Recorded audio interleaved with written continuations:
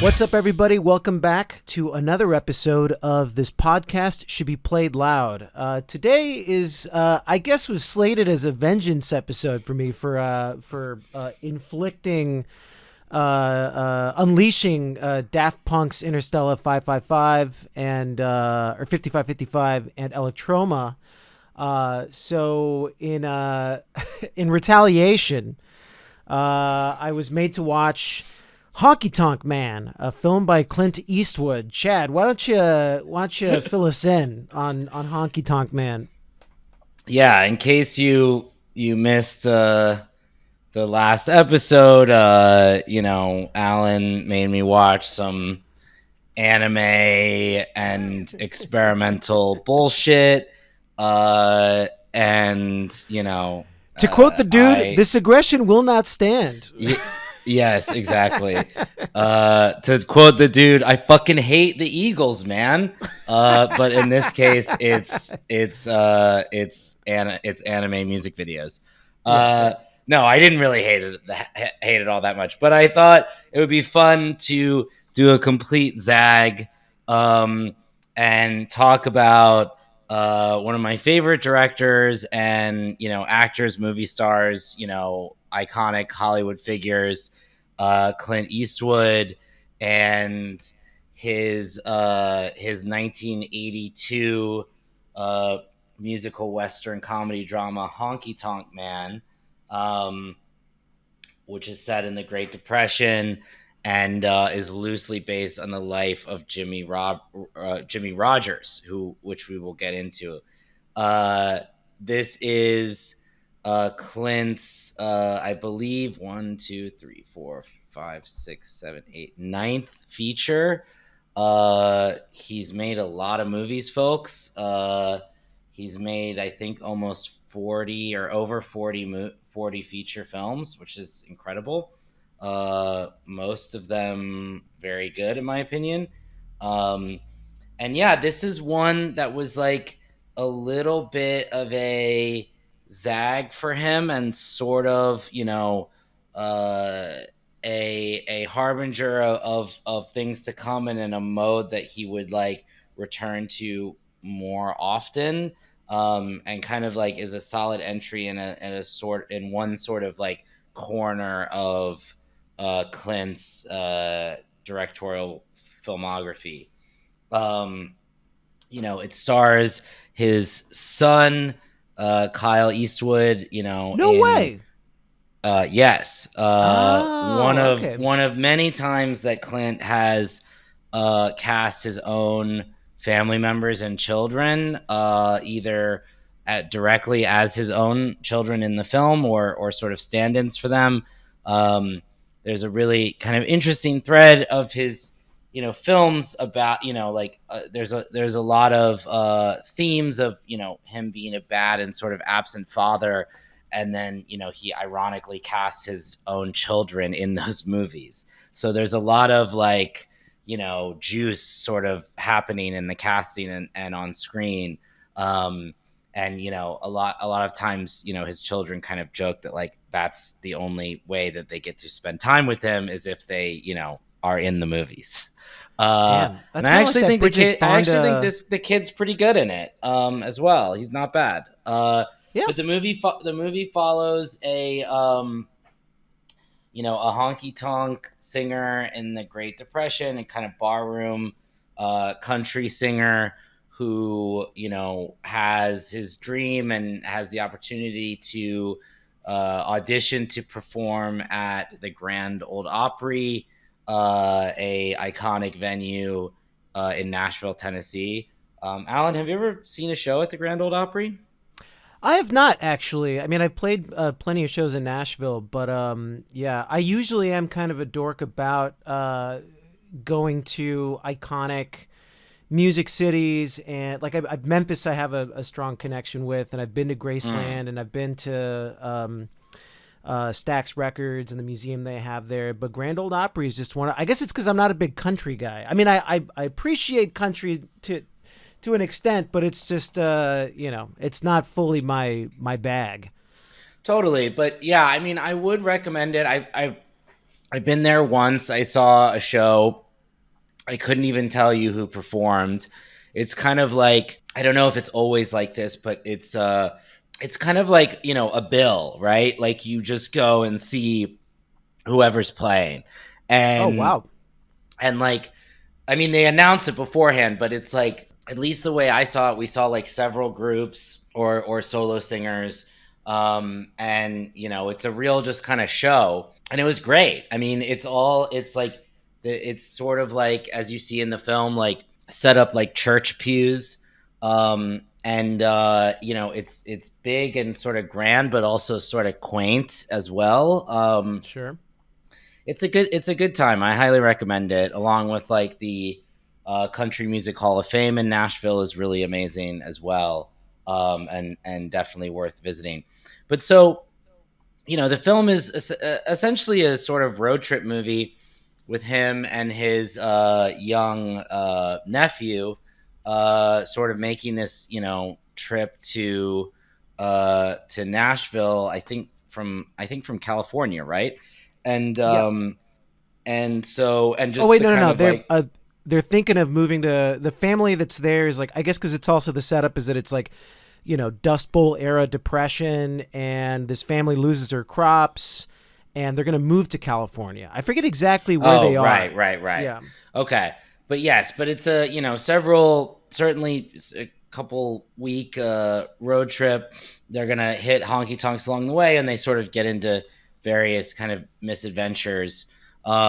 Meanwhile, Clint's character named Red is, suffering from the movie disease of coughing blood into, various napkins and handkerchiefs at opportune moments in the plot. Oh And yeah. of Which you would course, not. Yeah. There's which definitely. of I mean, course, it shows up very conveniently and then goes away when he needs to sing until the plot coincides with that. correct. And like, and he, and, so we find out eventually that he's dying from tuberculosis, and, Yes. doesn't want to do the sort of extreme measures that would have a chance to help him, like going to a sanatorium or whatever, Yeah. where I would assume kind of be placed in whatever the equivalent of like an iron lung type thing or whatever, and he doesn't want to go out that way, which I totally get. uh and so he gets to Nashville. He actually doesn't make the audition because he kind of suffers a coughing fit and collapses just off stage. And that but a record executive kind of discovers him, and he does get to record some before he dies. So Right. it's a sort of sad and slow and poignant film without a lot of plot, but it's really handsomely made, and sort of authentically depicted in the kind of depression era Dust Bowl bars. And but it is just kind of a lovely and beautiful film, in my opinion, and is uh it's interesting in that his, like, people joke about how Unforgiven is his like old man movie, where it's about how it's dealing with his legacy and sort of his guilt and his sins, and his iconography. And he'd go on to make movies for 30 more years after I was that. gonna say, yeah, But that like Gran Honky Tonk Torino. Man is like his first old movie, and that was 10 years before that. Like, it's crazy. Fair, yeah.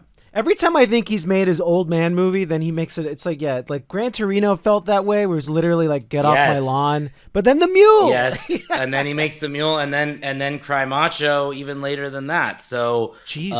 yeah, I mean, he's still going. He's got a lot to say. If you didn't see Juror Number Two, which came out last year, which was one of the best films of last year, I highly recommend it. So Alan, what did you think of Honky Tonk Man? Had you heard Despite of this movie before? never, and I probably wouldn't have my own volition seen a movie called Honky Tonk Man, but or maybe I would have, but I mean, I looked at the poster and assumed like, oh man, god damn it, this is gonna be a boring night. But I mean, from the jump, it's a really well-made film. It's highly entertaining, and here's what I will say: damn, like Clint Eastwood can actually play the guitar. That was something I didn't know about him. Oh, And interesting. Okay, yeah, I that's didn't good know to anything know. about I his didn't. his musical talents. I because he plays the Uh-huh. piano in the film too, and like here's I. It's funny because his voice is not what I expected. It was definitely like for the guy that I always just imagined is like make my day. Like I imagined, this really kind of coarse, kind of hefty, gruff, baritone kind of voice, Yeah, he but has a kind of sweetness to his voice, doesn't he? he does. He does. It's. I mean, it's like Vincent. I don't know what it is about Hollywood conservatives that secretly sing like angels. It made me think of Vincent Gallo. I was like, oh, there's another. Yeah, there's another Hollywood neocon that like sings Interesting. falsetto.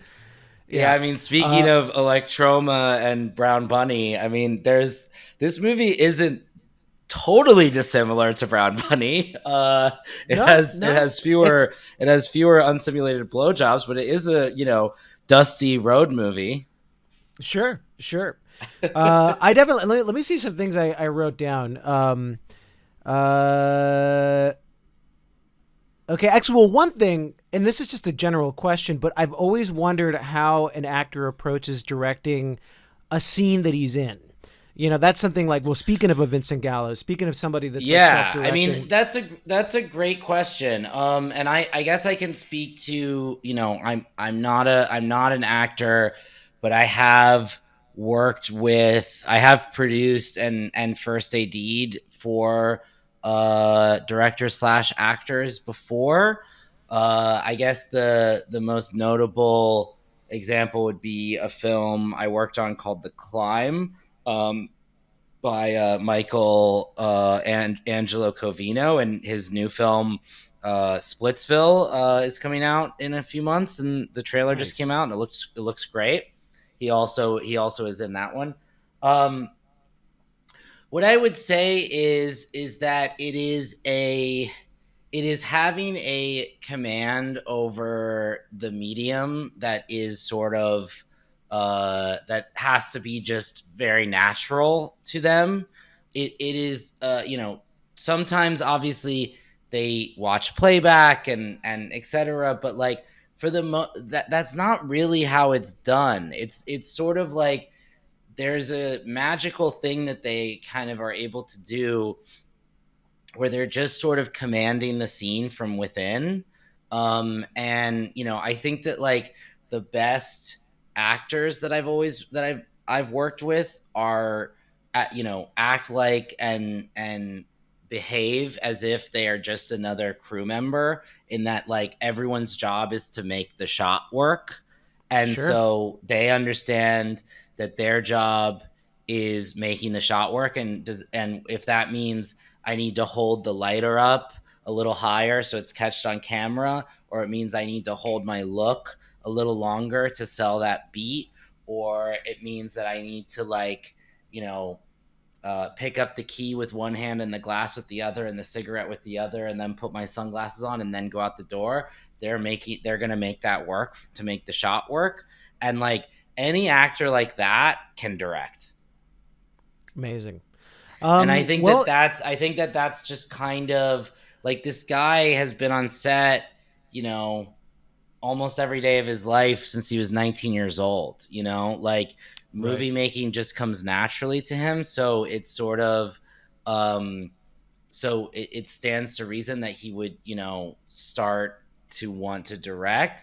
He talks about, and Unforgiven is dedicated to his two, um, most influential directors, Sergio Leone and Don Siegel. And the I remember when I was a kid, sort of looking through his filmography when I started getting into him. My parents were and are big fans of his, and you realize that like he made a lot of movies. He made his spaghetti westerns with Leone. He made Dirty Harry and Alcatraz with Don Siegel, and then the same year he makes the Beguiled with Don Siegel, 1971, and he directs his first movie, Play Misty for Me, which is excellent. Um, Oh, he interesting. I didn't realize that was his debut as a director.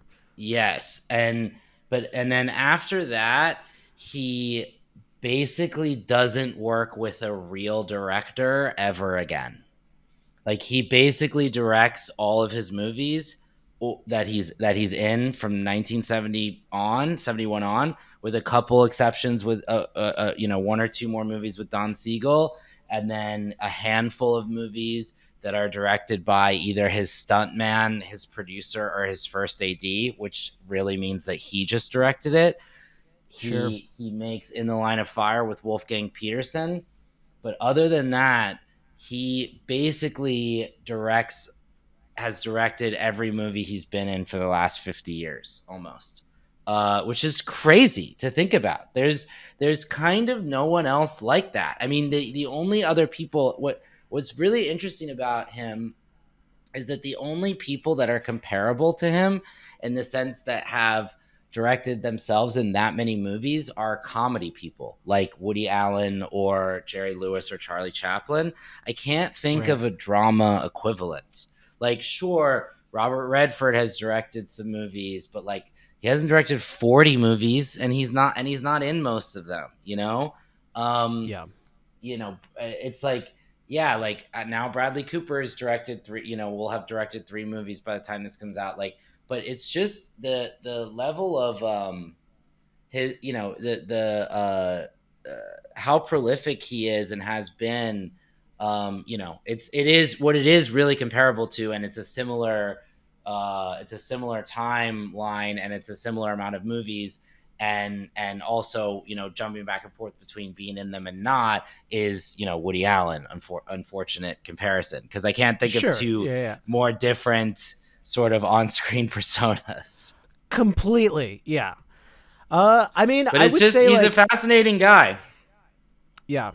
I mean that's for sure. And as somebody that's like, I mean, it's funny that you mentioned Bradley Cooper, because my opinion on that is I can't help but feel that when he directed Play Me Misty, that Hollywood rolled its eyes, or the audience initially rolled its eyes, and we're expecting this to be like a narcissistic, pet project. That's what we always I mean, in my mind, when I think of an actor that turns director, I'm actually more optimistic when they're not in the film, and it's really just more like they want to flex their chops after years and years on set. They finally want the opportunity to direct. And that being said, I like The Star Is Born, so I was proven wrong with Bradley Cooper. But typically, when Yeah. they announce it, starring and directing, yeah, typically it's a recipe for disaster. I feel like that's kind of when you get put in movie jail. I think it often is, and it's interesting, and the list of kind of famous actors that have directed like one movie and never again, and it's never spoken of again, is really long. Like, most actors, if they have a long enough career, will do try it, and you're right. Like, sometimes it's more interesting if they don't act in it, and it makes me think of them as a little bit more of a real director, quote unquote. But at the same Sure. time, like, sometimes that just shows how sort of uninteresting they are as a filmmaker. You know what I I mean? mean, yeah, Uh definitely. yeah, I mean, I won't name too many names here, but I mean, interestingly, I would say, for Clint, like, he starred in most of the movies that he directed, and obviously, that gets less as time goes on, and I think I would say that he But by that point, still he's is made his probably this. bones. Right. I think I would still say that the majority of the movies he directed, he starred in, but there's uh, a significant amount of them he didn't. And the first time he's not in the movie is his third feature, which is called Breezy, with William Holden, which is also very excellent and one of his least seen movies. Actually, that and Honkytonk Man are very I think underrated and underseen. Breezy kind of got back into the zeitgeist because of Licorice Pizza. Actually, Ah. Sean Penn in that movie is playing a version of William Holden, and Alana Oh yeah. Haim Heim. Yeah, yeah. is when she auditions for when they do the audition scene, she auditions for the movie where she meets him. She's auditioning with a scene from Breezy, Wow. which is just like a weird factoid, but it's a very good movie. Sure. But Yeah, yeah. so, he does that. He goes into like, he's always kind of zigging and zagging. Like, he does two of his like bigger like action movies, neither of which I've seen, The Eiger Station and Firefox. He also does The Gauntlet in there, which is actually quite good. And then, but then, really, the westerns are the ones that are remembered from this early period: High Plains Sure. Drifter and the Outlaw Jersey Whales, which are both masterpieces. And then he also does this really interesting movie that I think is really underrated called Bronco Billy, which is about a traveling like rodeo show that he's the head of. And it's one of those movies that's sort of like a secret, like, this is how I make movies movie, like, it's sort of a Ah. tribute to like the crew and like his other actors. Like, it reminds me of like, George A. Romero made a movie called Night Riders that is kind of like that. That's really great. You have like Robert Altman's The Company is kind of like that. So it's always fun to see a sort of, filmmaker, make a movie that's sort of like about like putting on a show, and that's what Sure. Bronco Billy is. And then so he makes this, and then it's a huge flop. No one sees it. No one's talked about it since besides us.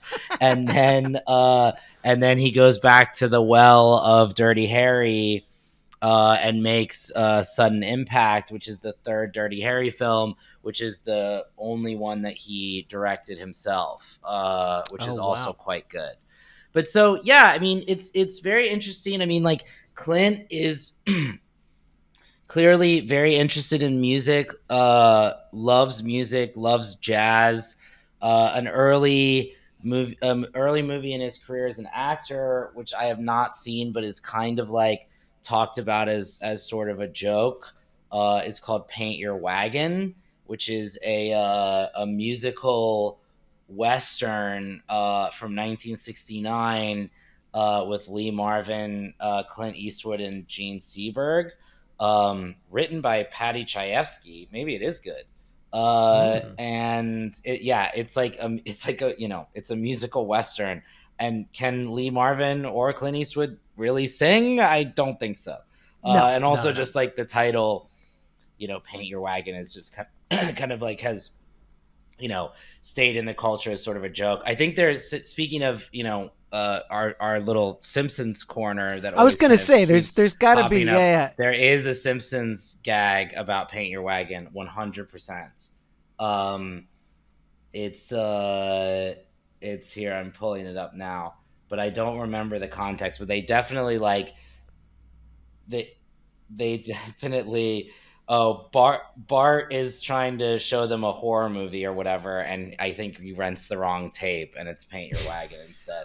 Um, so there's that, and then, he later in his career, he directs to or a segment from this documentary series called The Blues, that Martin Scorsese produced in the early 2000s, that had like many Ah. different sort of like celebrity directors, Well, Eastwood also and directed a jazz film. Wasn't that like in the yes, I late was just '80s? going to get to that. So he, Okay. so he in and I this almost feels like a warm up in a way for Bird, his Charlie Parker biopic starring Forrest Whitaker, which is a masterpiece and one of his best films. It's I highly recommend Bird. Forrest Whitaker is unbelievable in it. It is also a very slow and sad film about, brilliant artist sort of like descent into, sickness and drug abuse, and just kind of his like slow decline. But yeah, it's about Charlie Parker. It's set in New York in the 40s. I believe Forest Whitaker won Best Actor at Cannes for it. It's a really excellent performance. And I think, I mean, I'm trying to see where, like, he didn't discover Forest Whitaker because, like, obviously he had been in stuff beforehand. He had just done, like, his small role in The Color of Money like 2 years earlier. So like, I Right. do think, it was post Good Morning Vietnam, which is kind of his breakout. But Yeah. I think Bird was like his first sort of starring role that like he's the guy. It's very good. I highly recommend it. We can cover it someday on this podcast. I was gonna say But it's in our list. It's on our queue. Yes. I think it's very good. We'd have to get somebody that's more of an expert on Charlie Parker, but I saw that movie in film school actually. That there was a directing class that our very cool teacher, I think his name was Antonio Manda. Yes. Who's like a cool figure in film and like has been in like Wes Anderson movies and stuff. He showed us Bird, like sophomore year at NYU. So yeah, he obviously, music is very important to him, and then at a certain point in his career, he actually starts composing the scores for his own movies as well, and which is interesting. I mean, all the scores that he's done are very spare. It's I very was gonna like say, yeah. it's very like a piano key kind of thing, but like he did some of his big movies. I mean, Mystic River, Million Dollar Baby, Flags of Our Fathers, Changeling, What? He scored all here, those? yeah, Hereafter, and J. Holy Edgar, shit! yeah.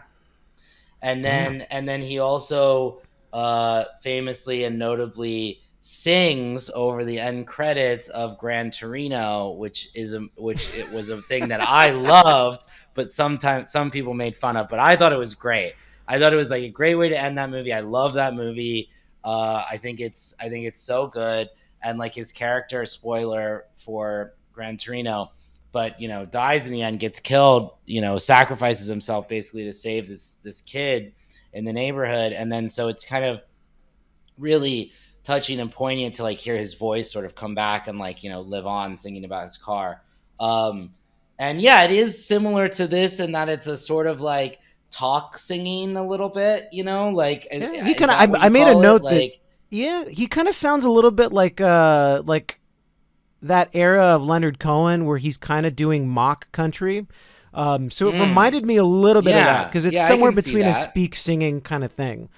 But yeah, it's like, I mean, again, it's funny because I think I also wrote down that like I mean he's great and he's a great actor, obviously.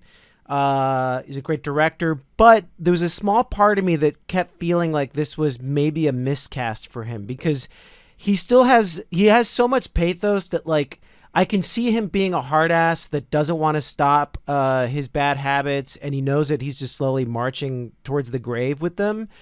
But I think he was almost too likable because if he really is just this piece of shit, this or like or not a piece of shit, but it's he's definitely like kind of has his mood swings, and Yeah. Well, it's his alcoholism essentially, yeah, right? Like yeah, that's yeah, what yeah, that there are some rough scenes where he like will turn on his nephew or whatever.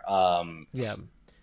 Which That is he's we clearly, should talk about their either relationship because that's like the emotional core of the film, right? Like the tandem plot is that while Honkytonk Man is like yeah. trying to make it to the Grand Opry, his nephew is taking an interest in music, and there's a really dope. I mean, there's that scene towards the beginning where he's like, I mean, when we first see the kind of the more bullish side of him, that's like waking up with like his like TB symptoms or whatever, and he offers to teach his nephew how to tune his guitar, which is just like, yeah, you take the E string and you put your finger on the 5th fret, and then you play the A string and tune to that. But But yeah, it's like I think that, the way that that's established, the way that it feels organic, I would say, as somebody that's like grown up around musicians, like, yeah, like it's this fascinating Right. thing, and Interesting. the first thing you get taught is like how to tune the instrument before you even know how to play it. And yeah, I mean, that was kind of like the And thing that like all that felt authentic to you. it did also, even just like, going to your uncle's gigs, where it's like he's not allowed to Right. drink, Right. he can't, he's just hanging out there while these people get wasted and just like watch him perform. It kind of had a little bit of that. I mean, we've talked about American pop, but this is that theme of the inherited talent, the lineage, who's going to be the Mm. musician in the family next. And even though he gets fair warning that it's a life of shit, that Yeah, he it's a life does. of disappointment, and it often can be, yeah. That despite all that, he's still drawn to the music, and that's what I mean, he really, he's this moral compass throughout the film that I think that is like, obviously part of it's becoming a man, it's also like a coming of age story for him. But I will say, maybe it's my late 30s talking, but introducing him to whiskey, weed, and women, like losing his virginity on one road trip, is too damn much. It's too. It's too much. It's a bit Yes, much. I You can mean, parse it out. Oh, you can parse it out. And yeah. it's such a No, boomer, like, it's such a boomer fantasy to take like your fucking, like, your 12-year-old son to a whorehouse to lose his virginity, and it's like, we're gonna make you a man. yeah, I Yeah. know. It is. It is. I think it's interesting because, yeah, like the cat house scene or whatever. It's like, I do think it's interesting that scene, watching it today, and I've seen this movie once before, maybe like, less than 5 years ago, and then I obviously rewatched it for this, but that scene is more disturbing now than it feels like it was when it was made. Like, they Oh, don't for seem to sure. find it as Again, disturbing the as boomers I just have, as we yeah. do in 2025. Yeah. And it's like, well, there are those stories, right? Like, didn't that happen to Mick Jagger? Did he tell that story or something? And then I know, or maybe it was Keith Richards. Like, it might be from his biography.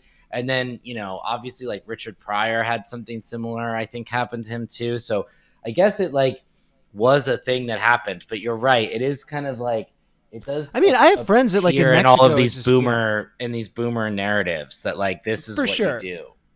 Well, yeah, I mean, I don't think not to bring up a family story, but I remember that my dad, in passing, had, sort of made some joke with my brother, who was like, he's getting ready to graduate high school. I forget exactly when it was, but it was just like, maybe we got to take you down to Mexico and set you up. Not that it ever happened, but again, Right. that was just part of the But that's like mentality. a That's the thing that boomer they mentality. think. Yes. I Right. think Yeah. I think they think that they need to provide you. Right. Yes. So Like, no, yeah, no, please, no, Dad. I don't want you to help me get laid. Yeah. Like, exactly, no, thank exactly. you. But yeah, I mean, but I do think that, like, even though I would say that is, a more disturbing thing than it's depicted in the film, it is still depicted with some sort of like sensitivity Oh no, I mean, there's still nuance. humanity. Yeah. Yeah, for sure, for sure. Well, just, I mean, that to me was like one of the most, like, one of the best parts of his performance, and he does it in such a Clint Eastwood sort of way that it doesn't. It's like the most sort of unsure, like, if for someone that always just projects,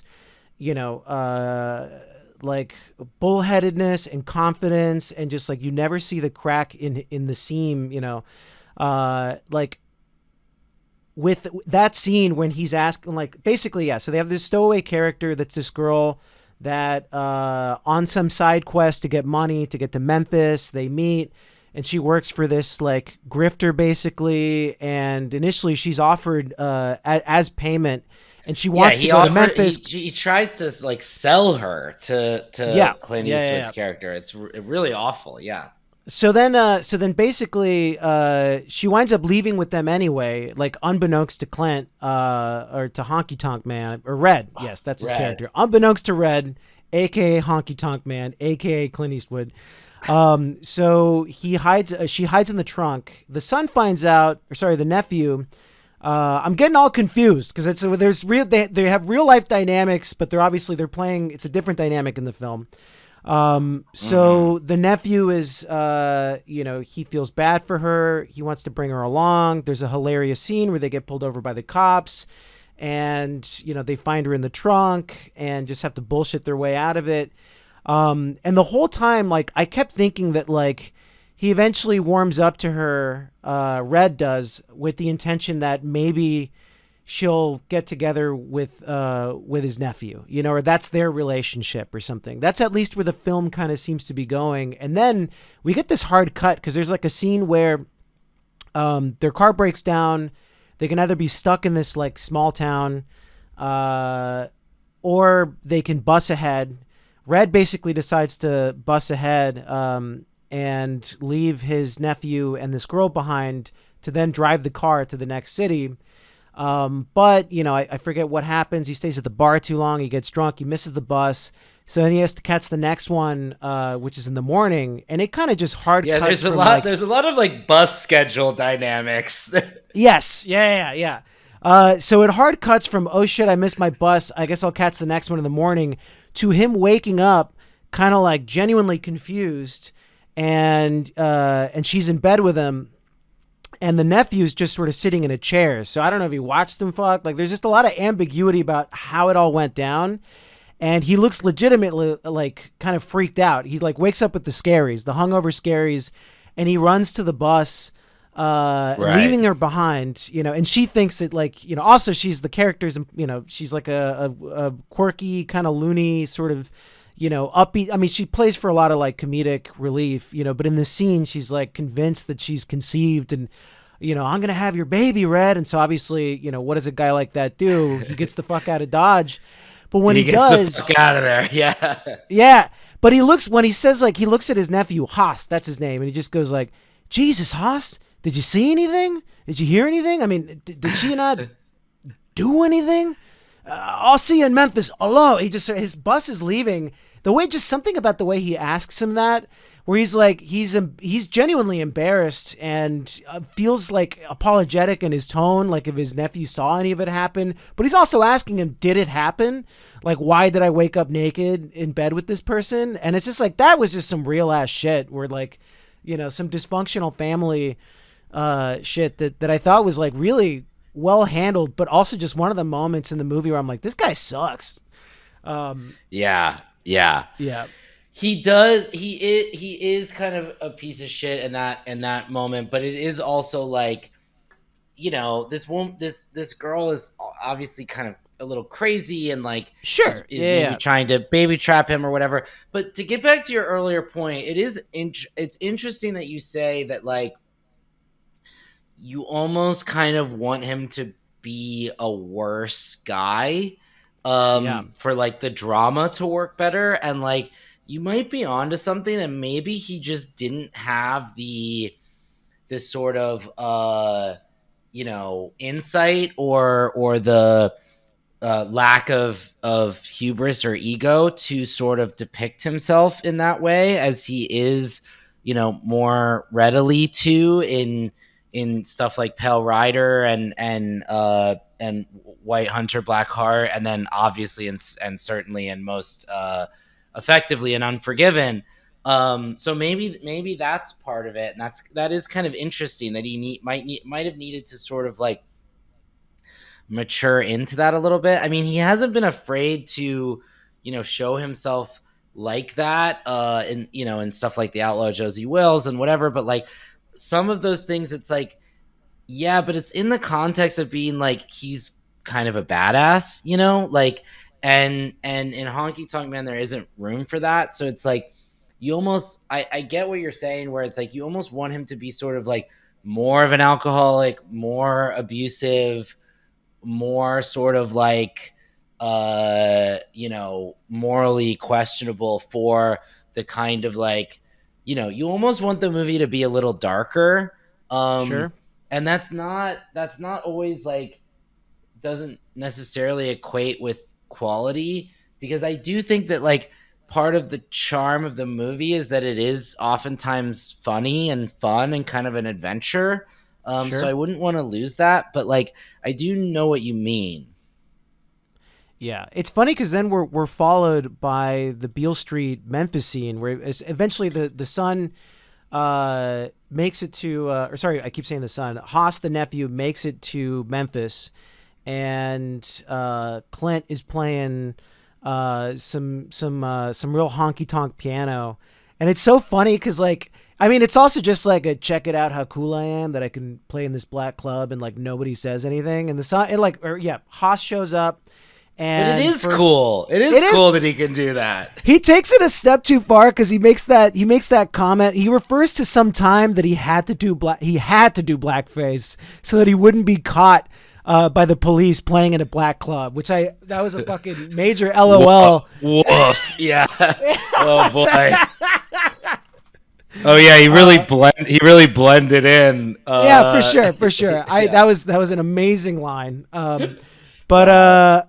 but you know that's the scene where Haas is introduced to weed and he gets like a secondhand high, and then yeah, I mean from there like all right, so when we finally get to the Grand Ole Opry, the climax of the film is kind of what we've been drumming up to this whole time is that like his coughing's getting worse. He's auditioning for a spot, and of course, he gets halfway through the song that in the beginning of the film he actually co-writes with Haas, and that's a good kind of early bonding moment. It also shows that his Right. nephew has the musical talent, and it is heartbreaking. It's not surprising, we've been drumming towards this conclusion, but yeah, we see that like I mean, it's actually it does end on a very downbeat. It still preserves some of the whimsy, but that's where I think that Haas sees that like the life ahead of him.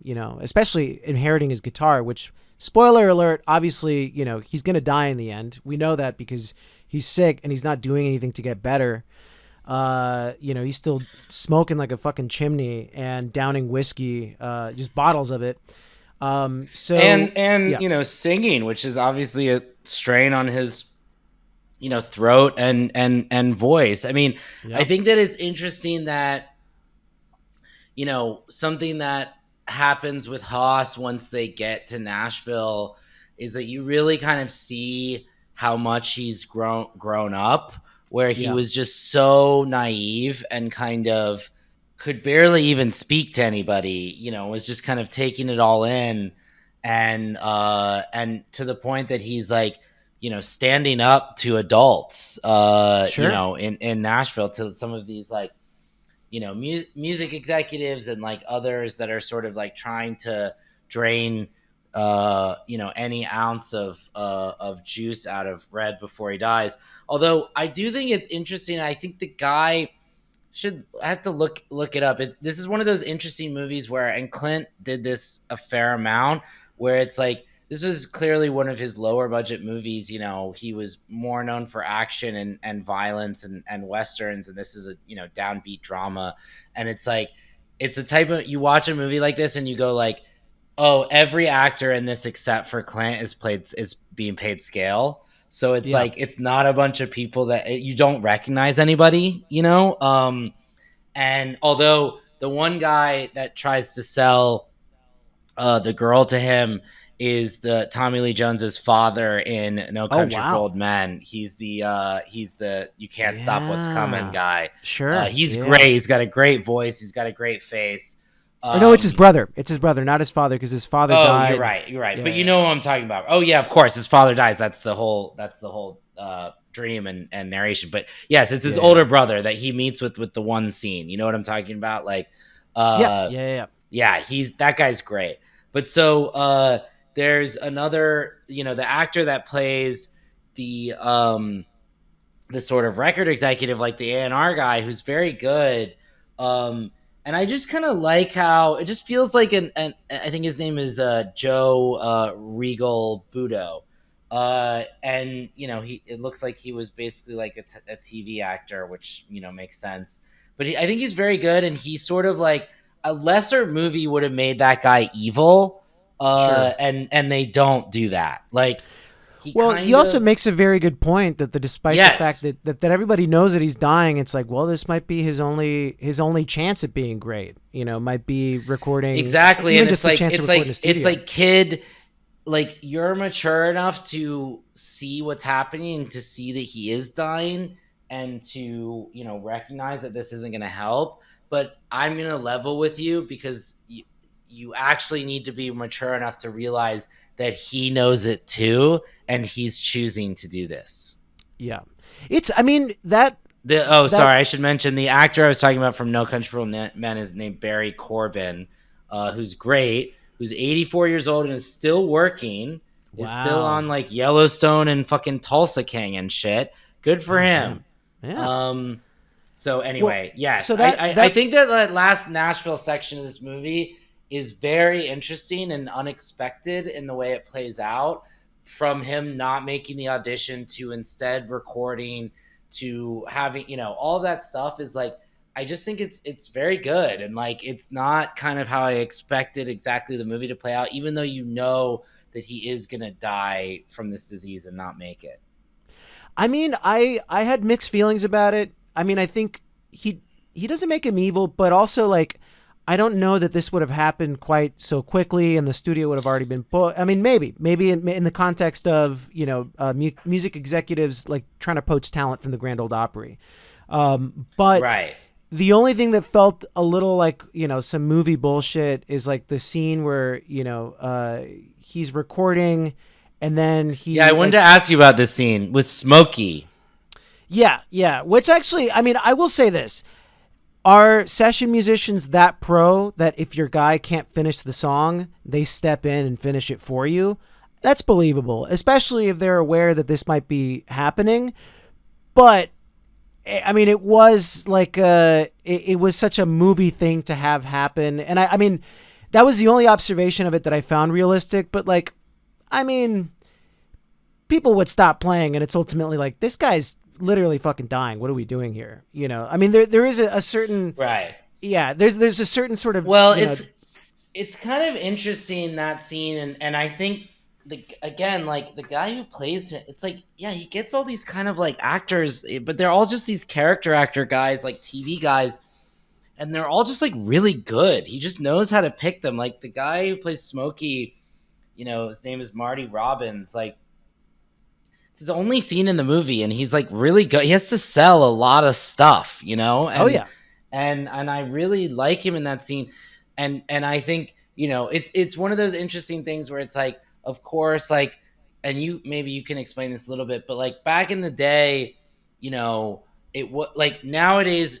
Correct me if I'm wrong, but nowadays music is recorded where essentially every element of it is recorded on its own and then they are put together, they're like synced up and put together because then you can control like each element more or less, right? I mean, And these are, that's a creative and a workflow choice. There are still bands that would rather just do it in a take all together in a room. But I think okay. it depends on the band. But yeah, I mean, I think the I see. multi-tracking. But certainly back in the day, they Oh, for were sure. all recorded in a room, essentially live, where they would do a take from start to finish. And there was very little either technical or financial ability to edit or whatever. So they have to do this take. Multi-tracking was definitely not a thing then. Yeah, so you Right, just had to. exactly, Yeah, right.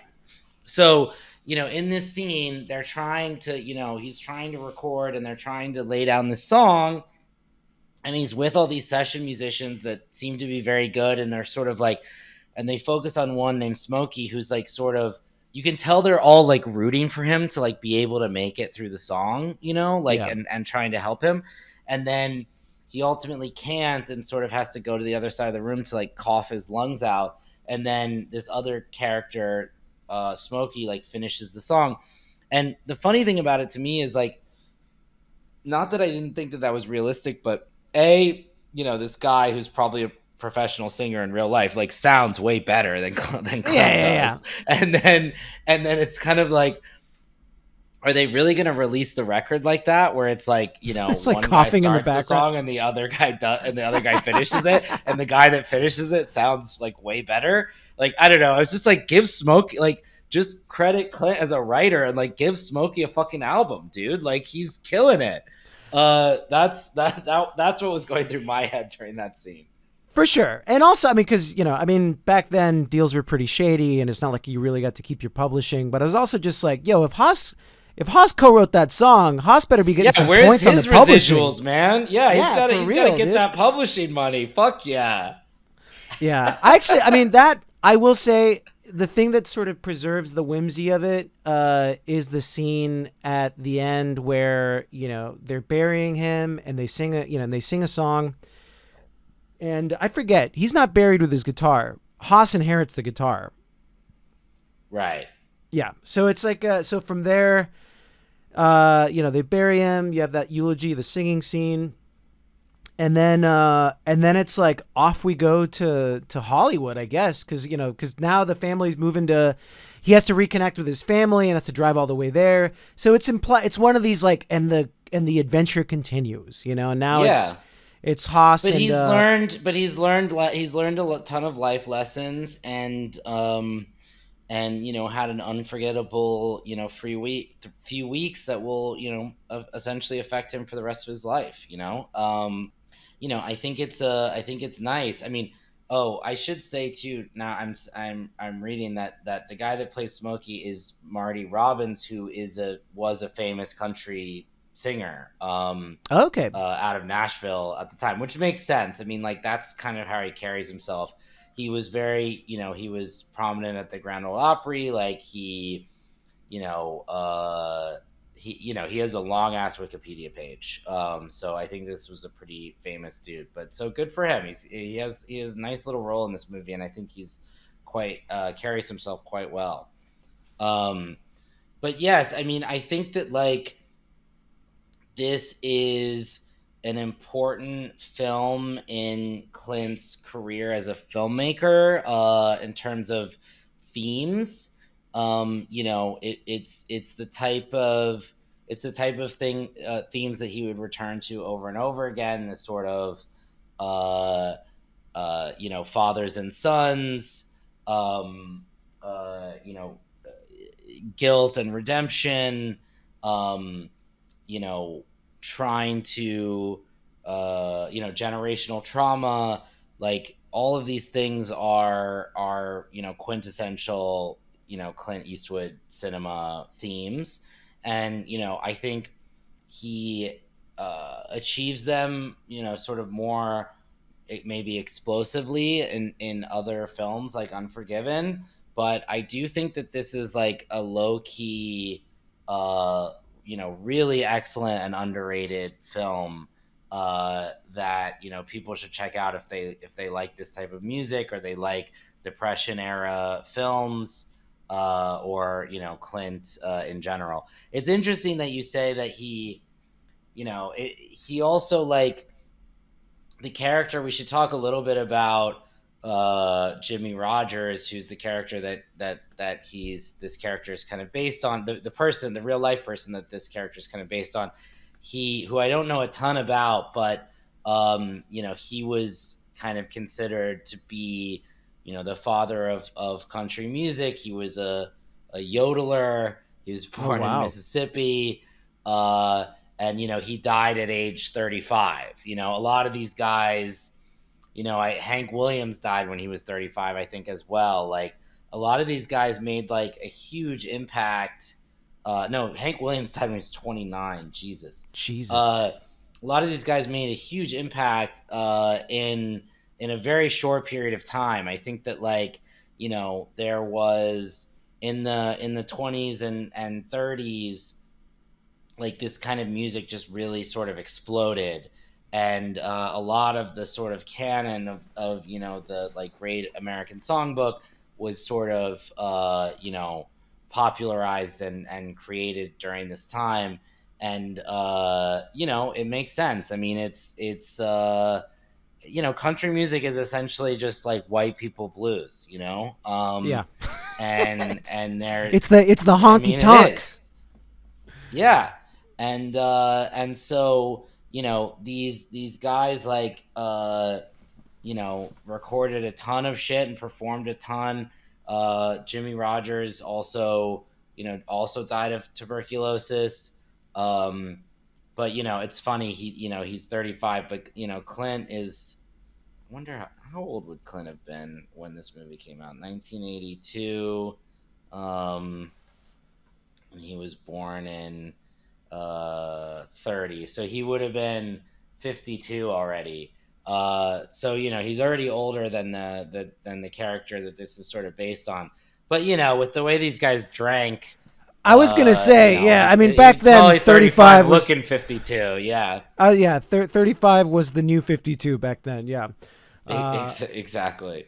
So I wanted to ask, what did you think of? I know it's not your type of music, but just as a song, what were your thoughts on Honky Tonk Man?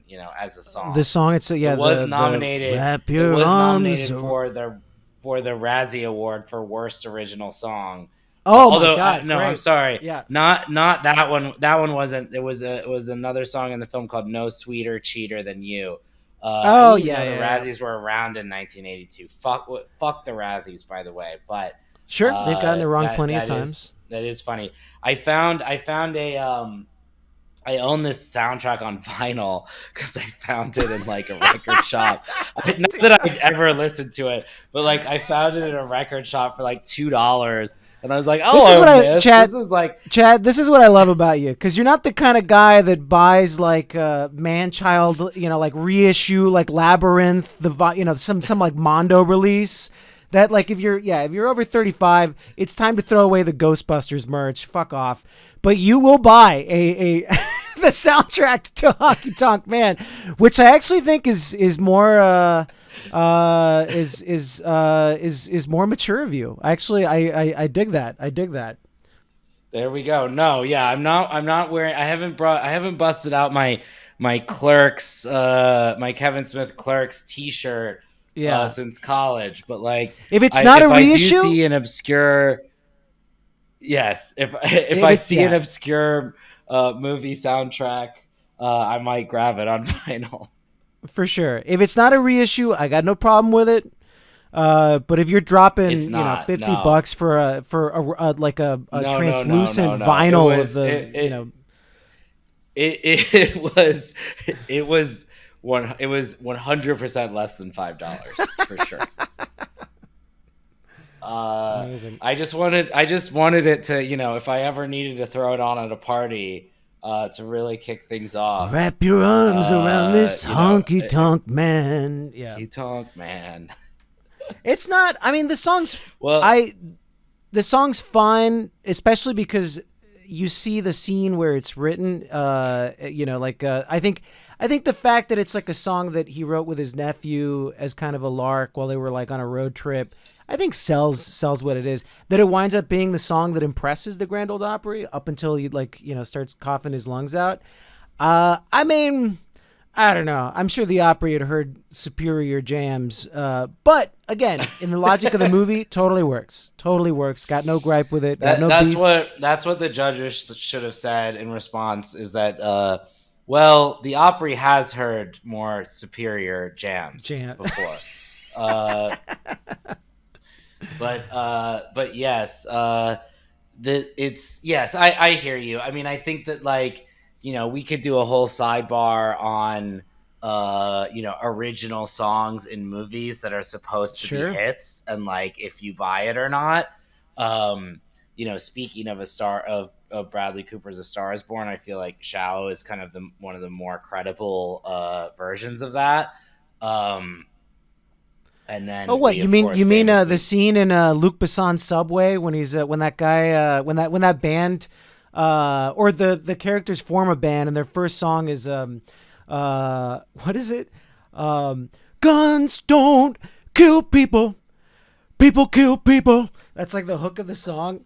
It's supposed to be a hit. That's what I always think of when like the logic of the movie is trying to tell you that like I've never seen Subway. I don't know this movie. You do have a sort of encyclopedic knowledge of movies by French sex pests.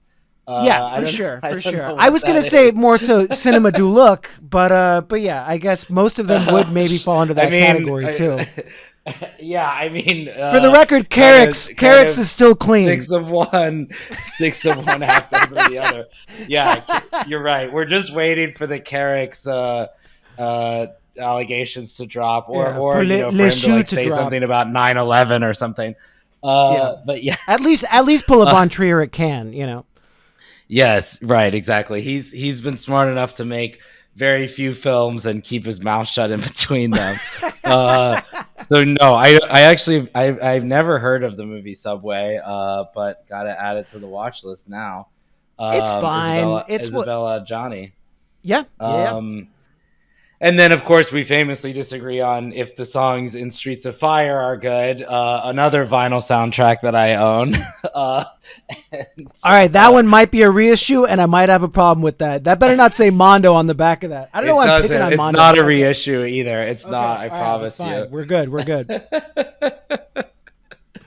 But yes, I'm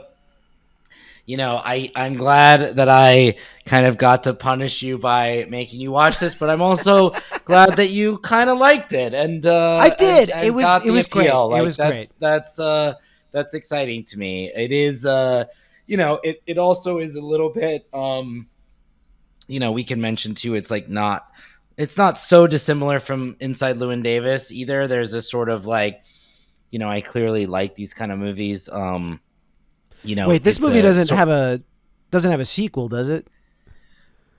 no. Okay, all right. You're not gonna drop a Honkytonk Man Tokyo Drift. That's it. We're done. We're done with this no, movie. no. I was saying that it does remind me of Inside Llewyn Davis in a way Sure. as well. Yeah. No, but like he totally could do a legacy sequel to this. Well, the Starring son, which I himself. keep, Haas. Yeah, Haas. Yeah, Haas Haas. needs to, and his real life son needs to play the role. Is he? Yes. Does he act beyond or outside of just like Eastwood films? This is Kyle Eastwood. His Right. other son, Scott Eastwood, is like a fairly prominent actor still, although not a very good one, unfortunately. But it doesn't seem like Kyle really acted in anything other than Clint movies like of this time. He's in The Rookie, he's in Bronco Billy, he's in Bridges of Madison County, but I think that's maybe just a cameo. Same with J. Edgar.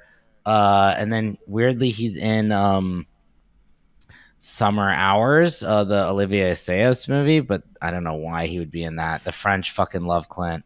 And then he also did do some scores as well for his father's movies. Kyle Eastwood did. So he did the score, or at least collaborated on it on Gran Torino, Invictus, and Letters from Iwo Jima. So that's pretty cool. Right. So he doesn't really act anymore, but he still seems to be sort of part of the company.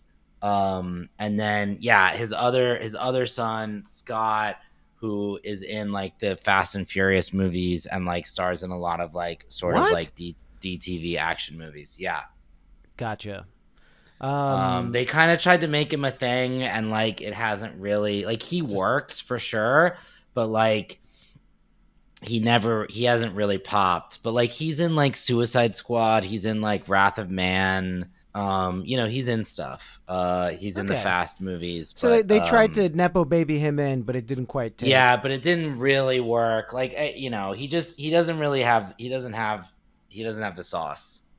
I just saw the latest Kate Winslet's daughter in Phoenician Scheme. I mean, we're not going to talk about it on the podcast. Yeah, but she's very good. I didn't know, the circle of life continues. It's true. I didn't know who she was when I saw the movie. And I thought she was very good, and I also quite liked the movie too. Yeah, same. It was a family movie night. We're not going to go on a tangent on Wes Anderson because I have my varying opinions. As do you, actually. I feel like in the time that I've known you've come around to liking Wes Anderson more. Yes, I've had my own sort of journey where, I was obviously very into him when I was like, a teenager. and Rushmore and Royal Tenenbaums and Life Aquatic were coming out. And then I kind of got over him, you know, in college. And then now I've sort of, I don't know, come back around a little bit. I really loved Asteroid City.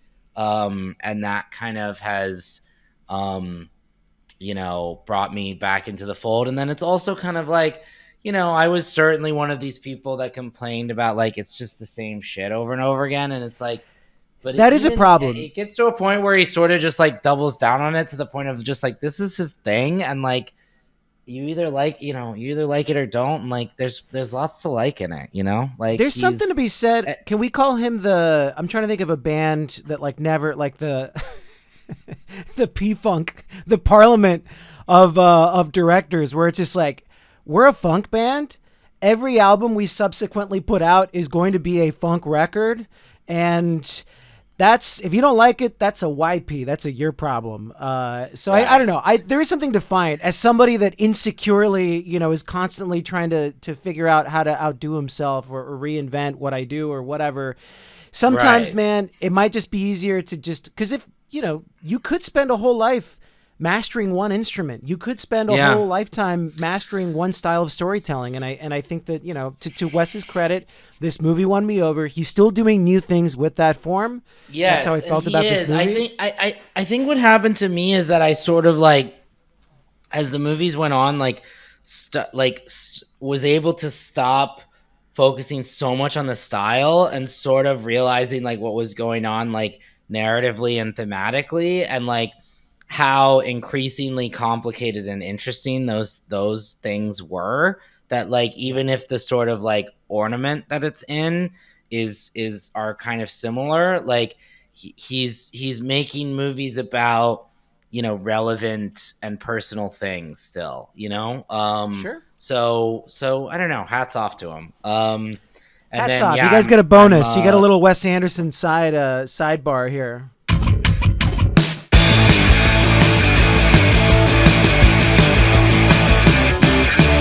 Thanks for listening to This Podcast Should Be Played Loud, created, produced, and hosted by Chad Harbold and Alan Palomo. Please remember to rate, review, and follow on your favorite podcast platform, and keep up to date on new free and bonus episodes at patreon.com/thispodcastshouldbeplayedloud. Our artwork is by Robert Beatty, and special thanks to Marie Barty and Jorge Palomo.